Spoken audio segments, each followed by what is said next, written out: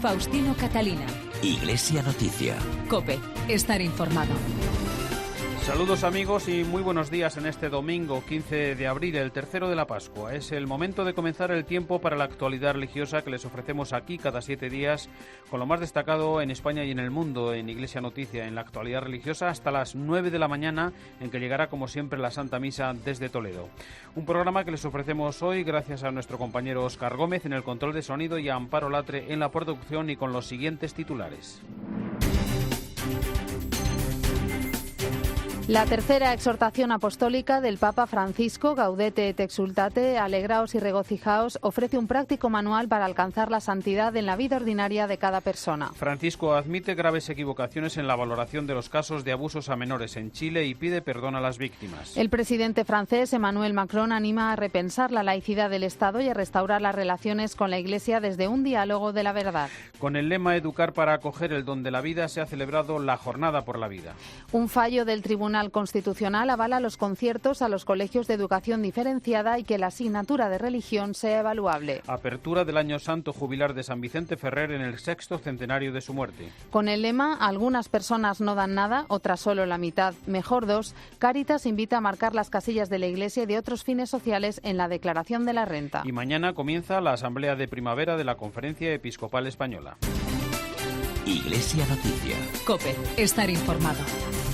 Comenzamos el informativo de hoy en el Vaticano, donde el lunes se presentaba la tercera exhortación apostólica del Papa Francisco en sus 5 años de pontificado, después de Evangelii Gaudium y Amoris Laetitia.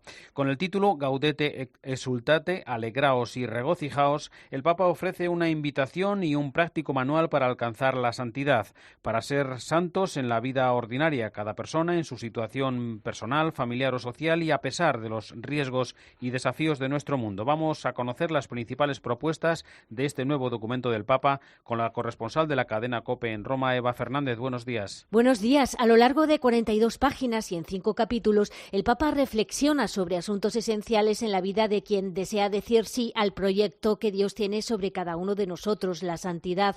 Su tercera exhortación apostólica está fechada el 19 de marzo y los capítulos llevan estos sugerentes títulos: La llamada a la santidad, dos sutiles enemigos de la santidad, a la luz del Maestro, algunas notas de la santidad en el mundo actual, combate, vigilancia y discernimiento. Francisco efectivamente marca el itinerario que deben seguir quienes apuestan por ser santos, cada uno en su situación, sin miedo por conseguir un objetivo que pueda parecer inalcanzable.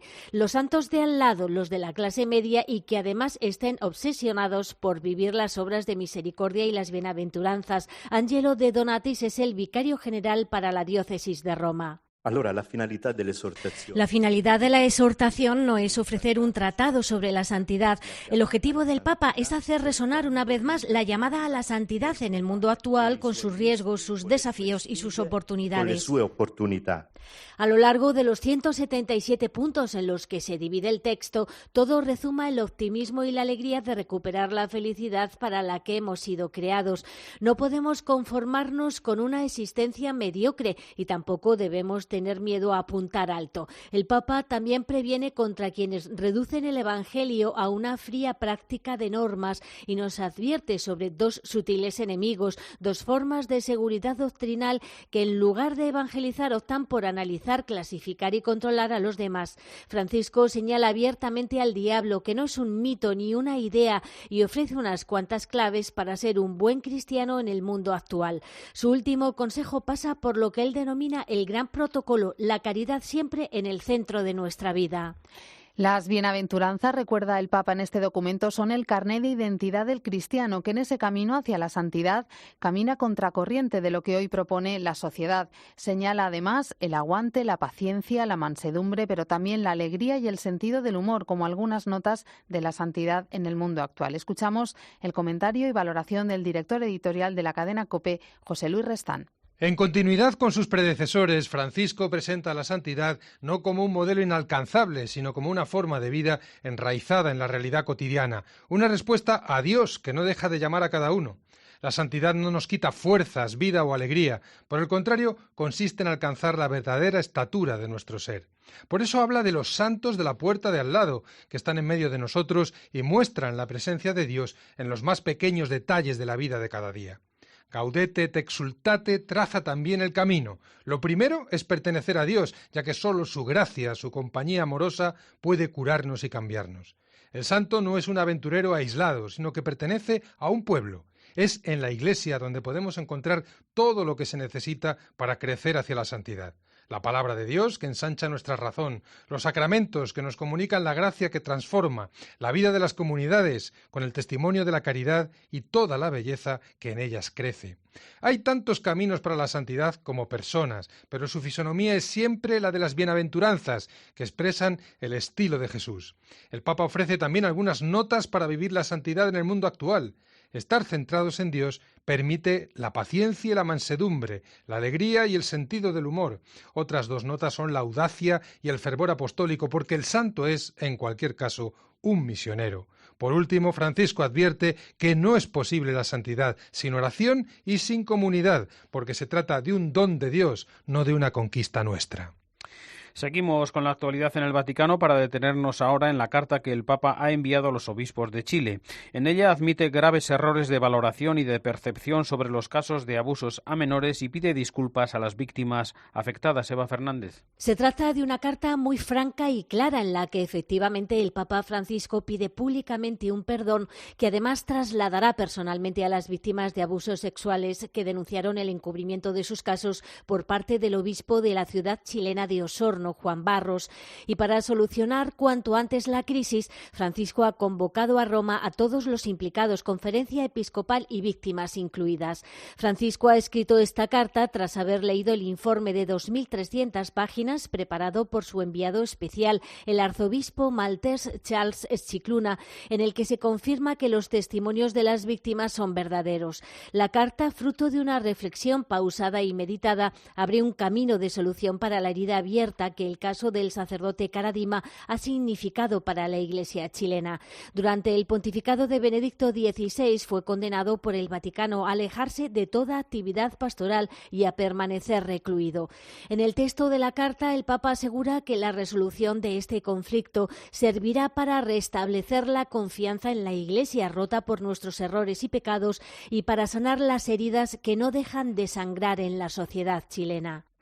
Los obispos chilenos acudirán en la tercera semana de mayo al Vaticano en respuesta a la invitación del Papa para solucionar este conflicto. Es el momento para la reflexión y el comentario desde Roma de Antonio Pelayo. Buenos días. Buenos días. Es absolutamente insólito, me atrevería a decir que estamos ante un caso único en la historia, que un Papa reconozca solemnemente haber incurrido en graves equivocaciones de valoración y percepción de la realidad y pida perdón a todos aquellos a los que ofendí. Por eso la carta a los obispos chilenos es un acto penitencial que honra a su protagonista. Pero Francisco va más allá y denuncia una falta de información veraz y equilibrada sobre los escándalos sexuales sucedidos en Chile durante los últimos años. Solo después de haber leído el amplio informe de su enviado especial para esclarecer los tristes hechos, ha podido constatar que muchas vidas han sido sacrificadas y eso le causa dolor y vergüenza. La lectura de la carta suscita, sin embargo, no pocas preguntas. ¿Por qué no se ha informado al pontífice sobre la realidad de los abusos sexuales? ¿Por qué se ha acusado a las víctimas de organizar un complot contra la Iglesia? ¿Por qué se ha intentado por todos los medios acallar sus denuncias con amenazas y chantajes? Supongo que la jerarquía chilena y la nunciatura tendrán que dar algunas respuestas a estas preguntas. Francisco ha convocado a los obispos de Chile a reunirse con él en Roma para discernir las medidas que a corto, medio o largo plazo deberán ser adaptadas. No se trata solo de exigir responsabilidades que pueden llevar a algunos obispos y cardenales a presentar su dimisión.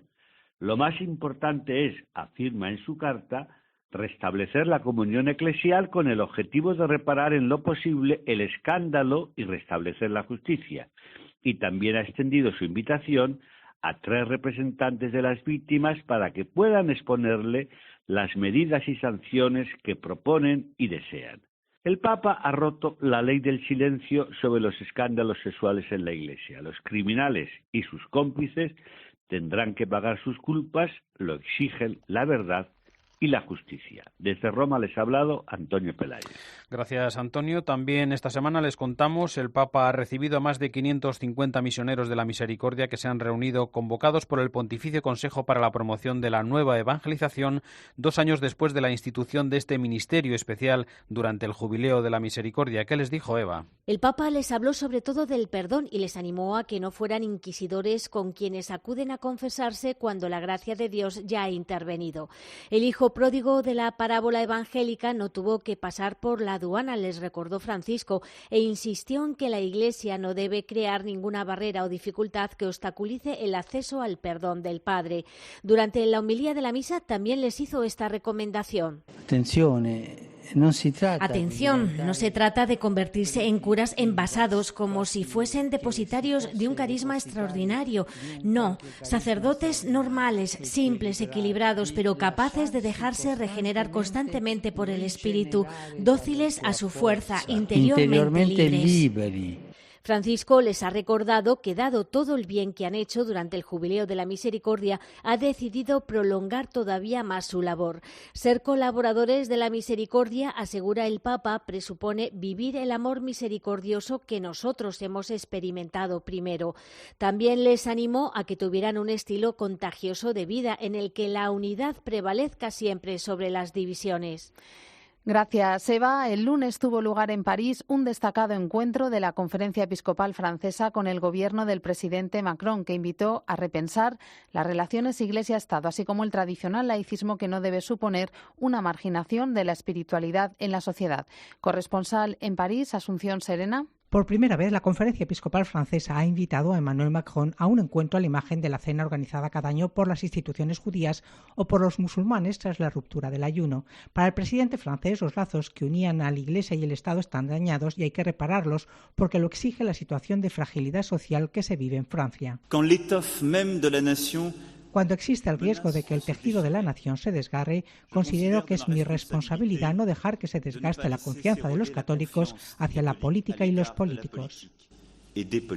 En su discurso ante los obispos, Macron añadió que esta situación no es fruto de una decisión de la Iglesia, sino el resultado de muchos años en los que los políticos han ignorado profundamente a los católicos. En la mente de muchos estaban las manifestaciones más multitudinarias que haya conocido la historia de Francia para oponerse al matrimonio entre personas del mismo sexo y que el gobierno ignoró. El portavoz de los obispos, Monseñor Dumas, se felicitó de la venida del presidente francés al Collège de Bernardin y el hecho de que recordara que la laicidad en Francia no es una especie de filosofía que obliga a las religiones a permanecer en los espacios privados y escondidas, sino que es el marco jurídico que permite a todos, creyentes y no creyentes, vivir juntos, expresarse y enriquecer el debate social. Y desde París viajamos también hasta México con la celebración de la Asamblea Plenaria de los Obispos, que ha invitado a indecisos y desencantados a votar en las elecciones del próximo 1 de julio. Corresponsal María Berza. El mensaje de los obispos ha sido claro. Quieren colaborar a entablar un diálogo entre la sociedad y los candidatos a las próximas presidenciales mexicanas. Ya han empezado escuchándoles, les han recibido a todos, pero también han dejado cosas claras. En primer lugar, que debían evitar la mentira, el fraude, la violencia, la coacción y el engaño a los pobres. También que tienen que conocer la realidad del país y escuchar los anhelos de la población. Y por último, que tienen que dar propuestas de paz y justicia y con visión a largo plazo, ideas que ofrezcan soluciones concretas a problemas concretos, la impunidad, la corrupción, la pobreza o la desigualdad social, por ejemplo, pero también la inseguridad y la violencia. Los obispos, por su parte, se comprometieron a impulsar la participación en los comicios y a trabajar para que se escuchen todas las voces, incluidas las de los más desfavorecidos. Iglesia Noticia. COPE. Estar informado.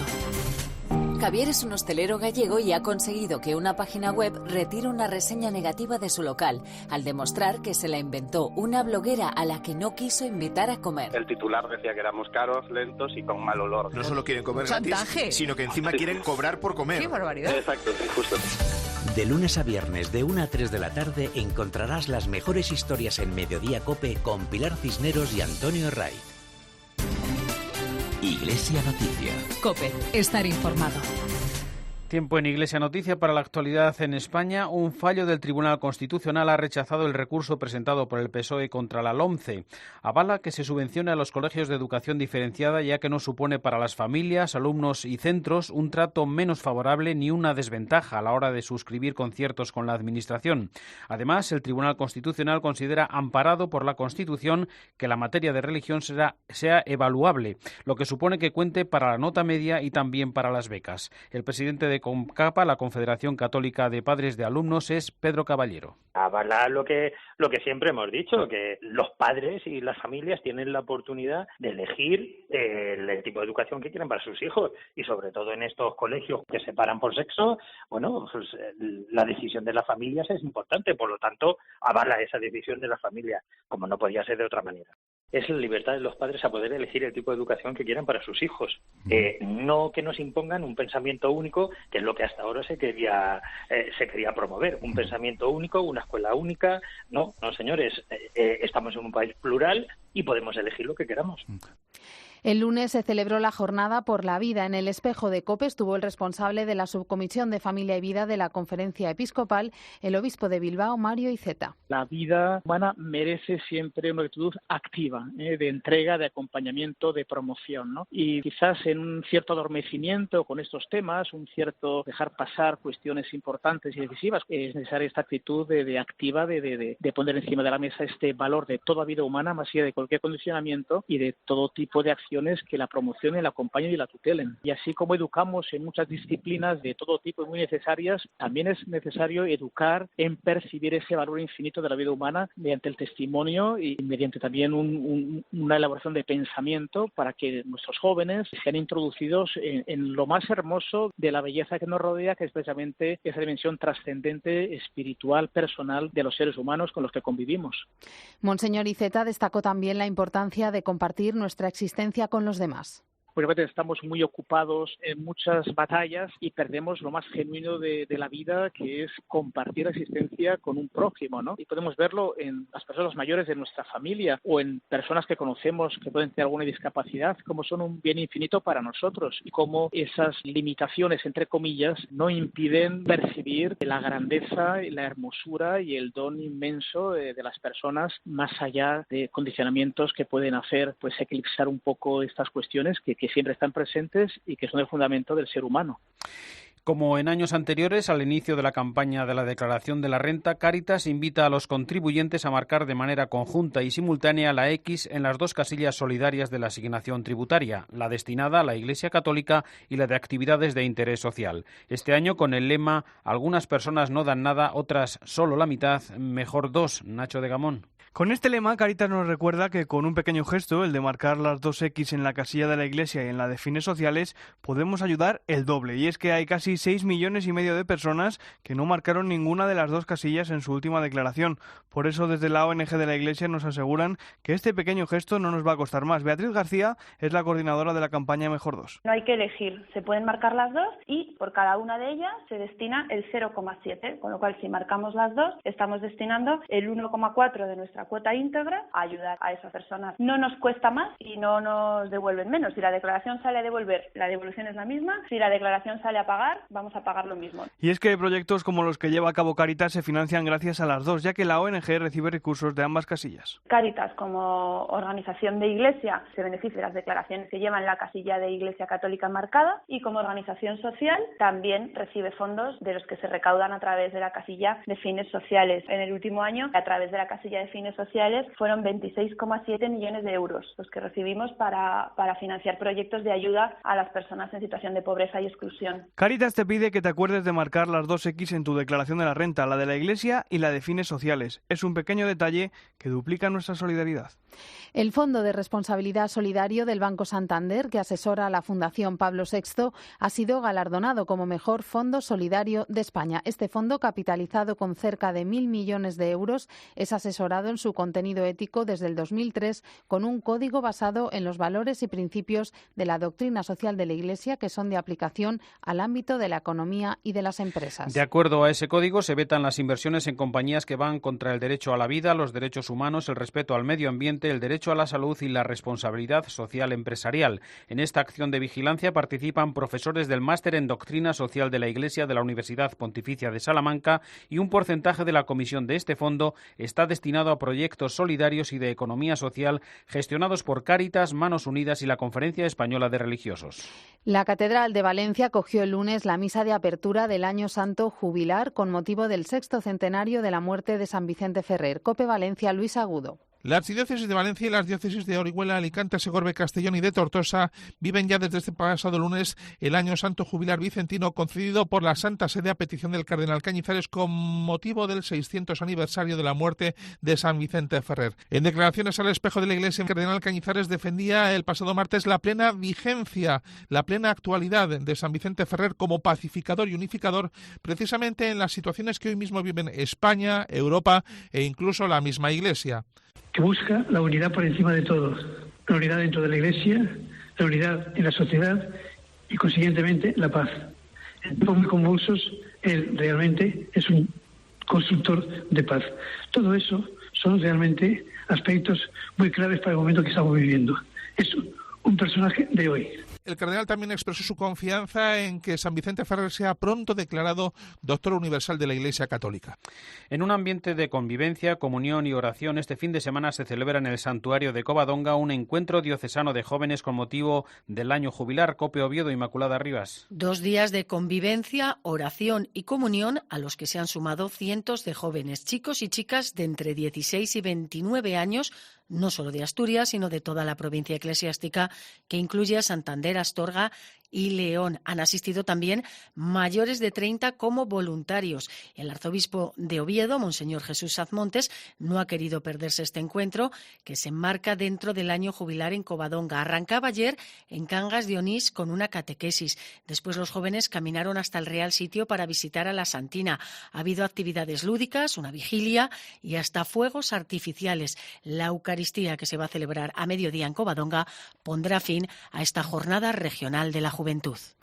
Hoy finaliza en Palencia el Encuentro Nacional de Justicia y Paz España, en el que se ha reflexionado sobre la apuesta de vida del medio rural. Un encuentro que coincide con el 50 aniversario de la Constitución en España de esta entidad eclesial católica que está presente en 120 países del mundo. COPE Palencia, Raúl González. La despoblación del medio rural es el argumento elegido por Justicia y Paz para celebrar este fin de semana en Palencia su 50º aniversario. La organización, hay que recordar, fue creada hace 50 años por el Papa Pablo VI y aquí en Palencia tiene presencia desde hace un año, cuando el diácono Tom Brookman implantó en la diócesis este movimiento con el objetivo de promover, desde una óptica cristiana, otro modelo económico que ayude al medio rural a recobrar vitalidad. Nosotros queremos defender y promocionar los derechos de los pueblos y de todas las personas en el empleo de sus derechos, no solamente reconocerlos, pero también que lo ejercen y lo pueden ser respetados en sus derechos. Bajo el epígrafe Medio Rural, una apuesta por la vida, las jornadas de Justicia y Paz han abordado el presente y futuro de nuestros pueblos y sus gentes en una provincia, la de Palencia, que padece como pocas la despoblación y el imparable envejecimiento de los pocos que permanecen en los pueblos. Y en Cáceres, con el lema La belleza que salva, se celebra este fin de semana la 8ª edición del Encuentro Nacional de Iconografía. Un encuentro único en España en torno a la espiritualidad de los iconos, con el obispo de Coria Cáceres, Francisco Cerro, como anfitrión. Dar a conocer a través de esa belleza que salva, que es Cristo, como los iconos que nuestros hermanos bizantinos y nuestros hermanos cristianos han expandido por el mundo, es un signo también del deseo de llevar a los hombres el mensaje de Jesucristo. Un iconógrafo siempre escribe, en vez de pintar, pues la imagen de la Trinidad, la imagen de Cristo, la imagen de la Virgen o la imagen de los santos. Para ellos siempre entran en el mundo de lo sagrado. Y es lo que sería como nuestras catequesis explicadas, para ellos son catequesis plasmadas.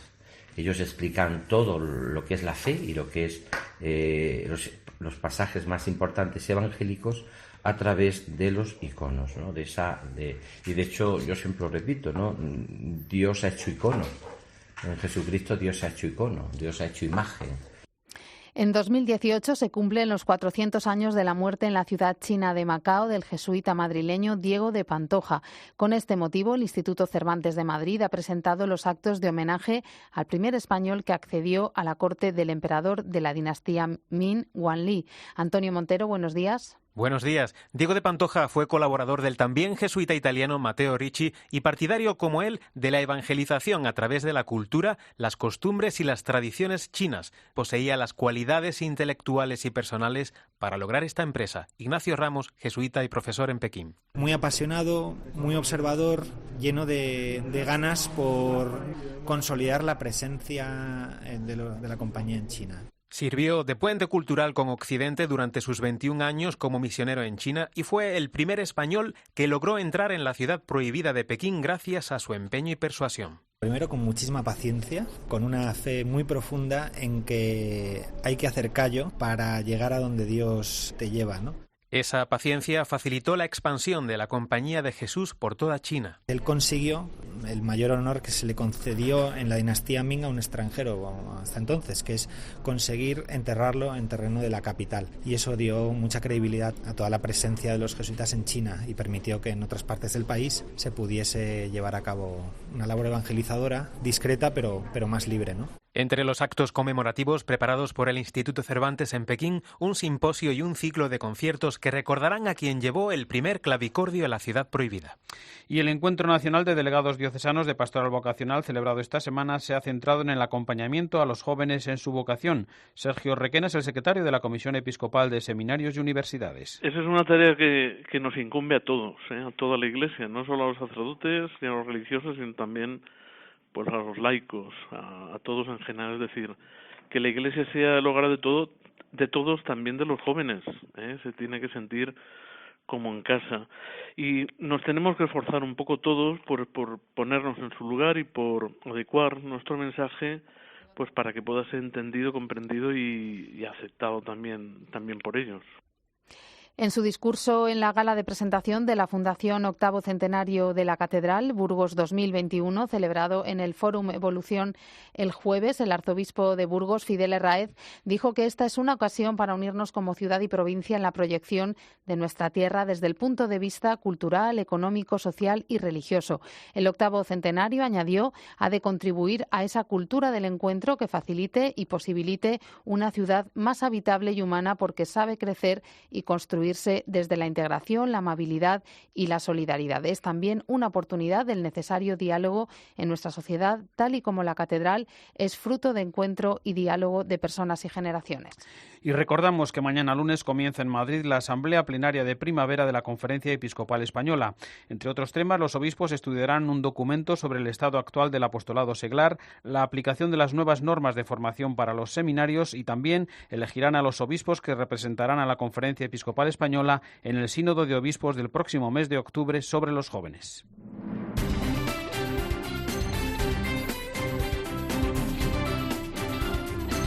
Pues así llegamos al final del informativo Iglesia Noticia, el programa 1563 de este domingo, 15 de abril, el tercer domingo de la Pascua.